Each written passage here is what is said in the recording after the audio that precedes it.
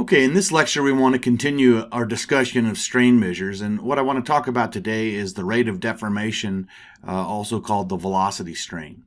So let me just remind you what we have previously defined. So we previously defined the green strain tensor, or sometimes called the green Lagrange strain tensor, or the Lagrange strain tensor, right? They're all equivalent. So let me remind you what that looked like. Okay, and we said that looked like Eij is equal to 1/2 times the quantity partial ui with respect to xj. That capital X, remember, is a Lagrangian coordinate or a material coordinate, right?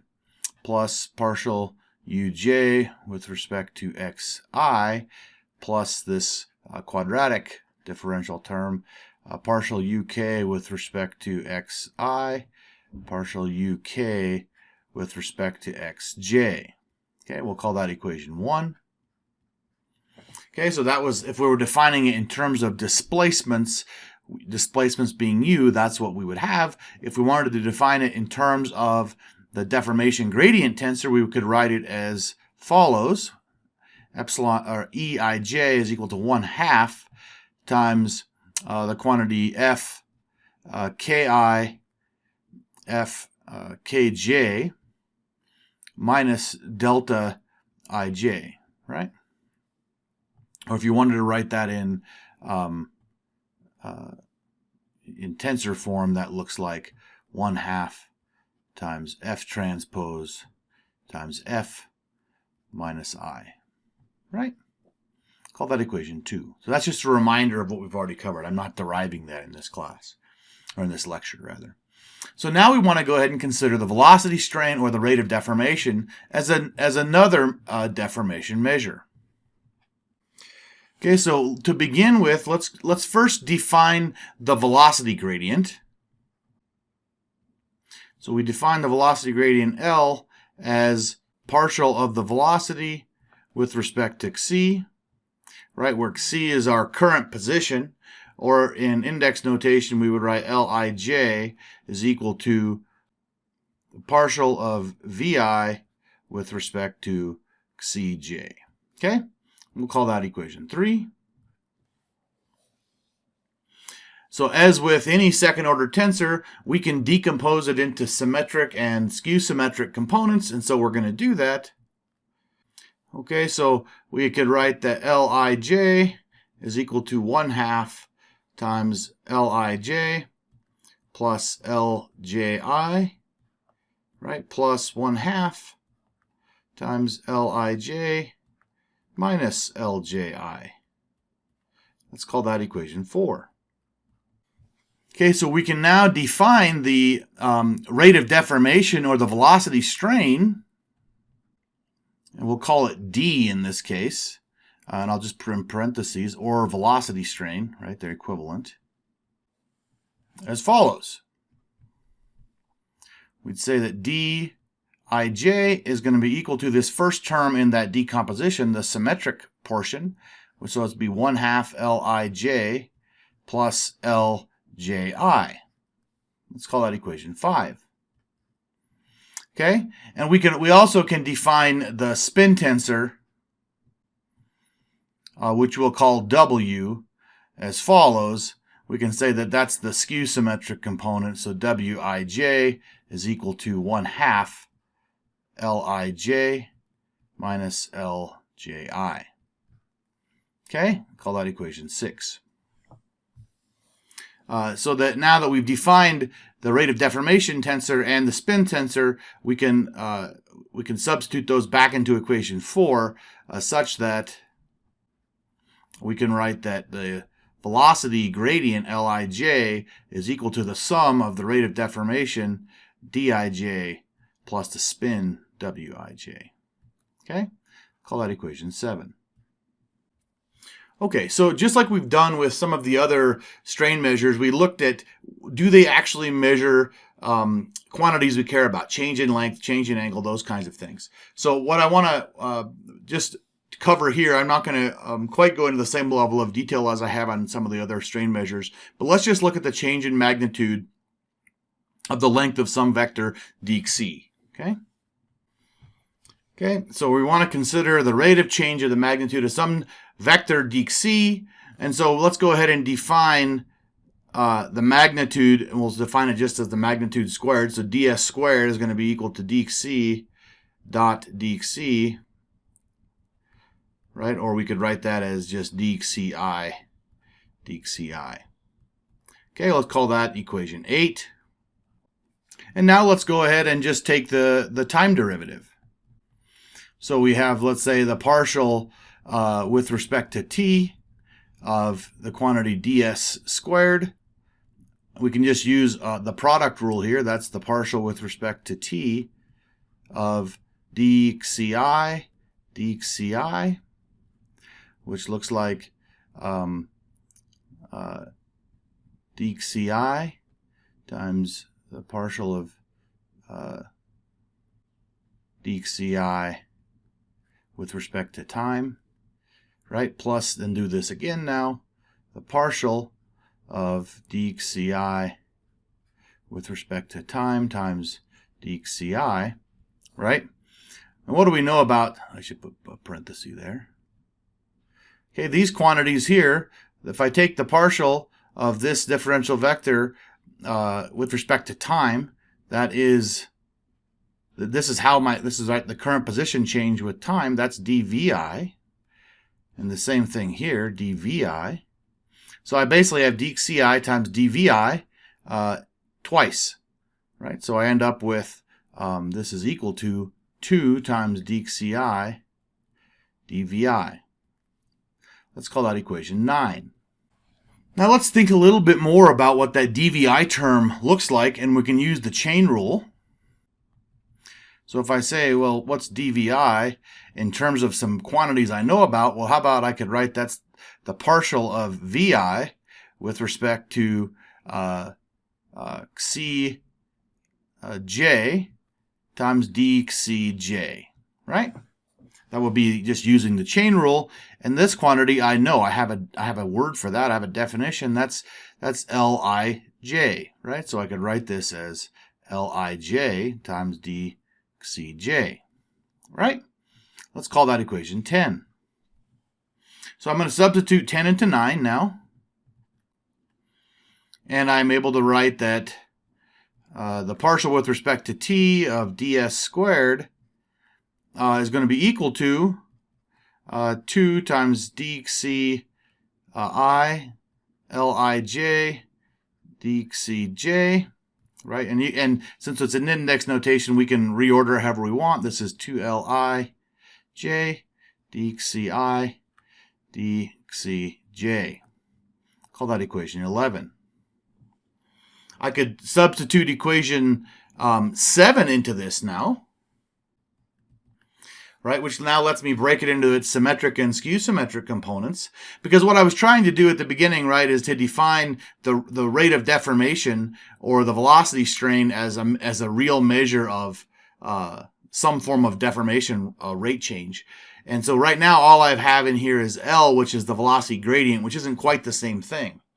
So if I make that substitution, I have the partial with respect to t of ds squared is equal to 2 times, now I just have the 2 times, now I have this dij dxi dxj, right? Plus 2 times wij dxi dxj.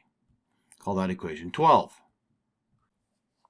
Okay, so we can do something with equation 12 now. We know that wij is skew-symmetric or anti-symmetric. So if and that I'm free here to swap I and j, and I get the same thing. So this term, this wij times dxi dxj term is identically 0. Okay? So let's just note that because wij is antisymmetric, then the term wij dxi dxj is identically 0. Okay, so 12 then becomes the partial with respect to t of ds squared is equal to 2 times dij dxci dxcj, right? Call that equation 13. And what do we see? We see that, in fact, yes, dij, the rate of deformation tensor, does, in fact, measure the rate of the change in length of, or a measure of the change in length of some differential vector dc. Okay? So we know that this is measuring a rate of change of that differential vector. We also know that the green strain tensor, or the Lagrange strain tensor, also measures a change in length. So we should be able to relate this quantity d to, let's say, the rate of the green strain tensor, right? So let's think about that. So let's consider to see if we can find the relationship now between d, the rate of deformation, and E dot, the rate of the green strain tensor. Okay, so let's go ahead. We'll go back to beginning with the velocity gradient. Okay. Okay, so I would say that, right, Lij, we defined that before, is the partial of Vi with respect to Cj, right? Now, what do we know about E? Well, we know that E, the green strain tensor, has all of its derivatives with respect to the material coordinate, not with to the current coordinate. So we need to somehow get an x in here. So we can just use the chain rule and write this as the partial of Vi with respect to xk is the partial of xk with respect to Cj. Well, these quantities now do have some definitions, right? This first term, that is the rate of the deformation gradient tensor. We'll call this Fik. And this quantity is actually the inverse of the deformation gradient tensor. We call that F inverse Kj. So we could write this Lij term as Fik dot times Fkj inverse. Call that equation 14.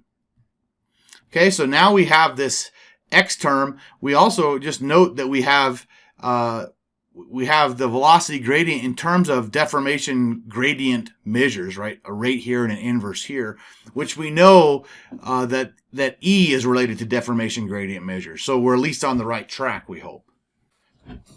Okay, so let me now substitute equation 14 into equation 5. Equation 5 was the definition of the rate of deformation. And now we can get the rate of deformation in terms of these deformation gradient terms. So we'd have dij is equal to 1/2. And we do our substitution. The first term looks just like equation 14. Fik dot times Fkj inverse. And then we just swap the indices. This becomes Fjk dot Fki inverse, right? Let's call that equation 15.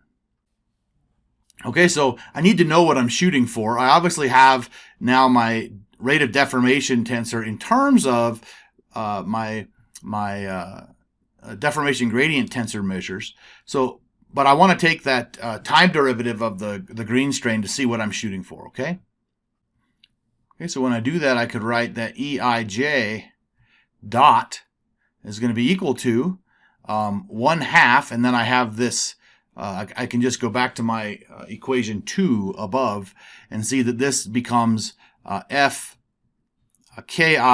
dot times Fkj, right, plus Fki times Fkj dot. Okay, let's call that equation 16. So now I know what I'm shooting for. I need to somehow get D to be in a similar form. I would like to get rid of some of those inverse problems. So let me pre-multiply equation 15 by the transpose of F, and I'm going to post-multiply it by F, okay? So if I do that in index notation, I have that f im times dij, right? That's my f transpose multiplying times d, and then I'm going to post multiply by f, which is just going to be f, we'll call it jn. Okay, and I'm going to have this equal to 1/2. Now I have f im, so times this term here, which is f dot ik, f kj inverse, and then I'm going to my post multiply, which is f jn, right? And do the same thing with the second term, plus f im f jk dot f ki inverse times f jn, right? Well, let's see what I can do here. I have f inverse times f, which I know is going to give me an identity matrix. So this becomes delta kn, right? Let's think about this term now. Because I have all these indicial forms written out, I don't need to worry about the order, or rather I'm free to swap the orders out as much as I would like. So I can rewrite this as fjn times fjk dot, and then I have fki inverse times fim, right? F inverse times f gives me the Kronecker delta function, so I now can write that as delta km. Okay, so let's just keep working down now. This becomes 1/2 fim, and then I have this delta kn, so this becomes f dot times in, right? Then plus, let's see, f jn, I have f dot jk now times delta km, so this becomes f dot of jm. Okay? So let me just rearrange it now, and I have f, I'm going to just bring this front term out and then rearrange those terms. So I have now f jm dot f jn, right? Plus, I'm just going to bring this term over as it is, fim fin dot, right? So I want you to compare, let me call this equation 17. So compare this quantity here with this quantity in equation 16, and you'll see it's identical, right? This term, this is E dot mn, right? Okay, so I've found a relationship now between my d and the rate of green strain term. So I can go ahead and just equate the right-hand side with equation 16.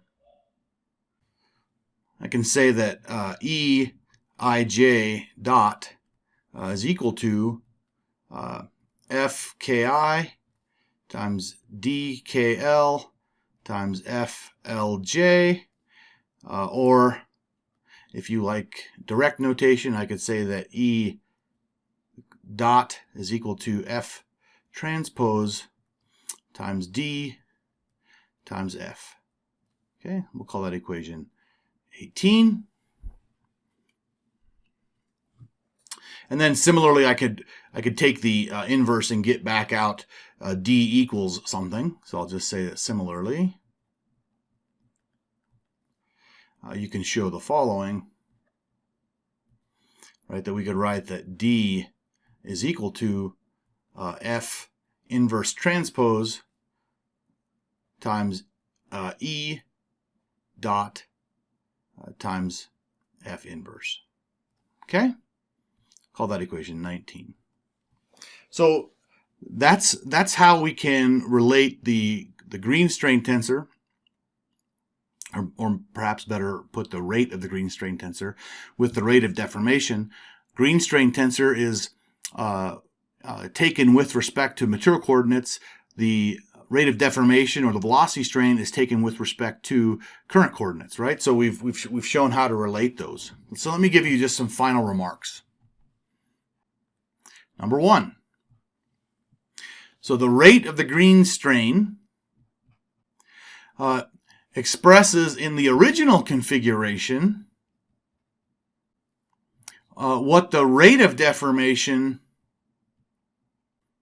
expresses in the current configuration. Okay, number two. So remember, the green strain operates in material coordinates. Those material coordinates are fixed.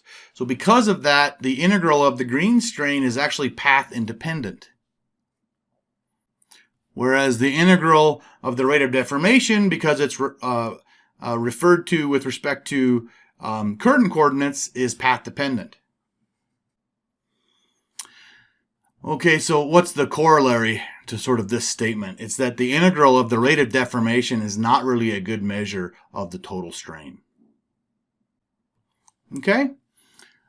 So hopefully that at least gives you a frame of reference now for the velocity strain or the rate of deformation. And you also know that it's linked to the green strain tensor and how it's linked.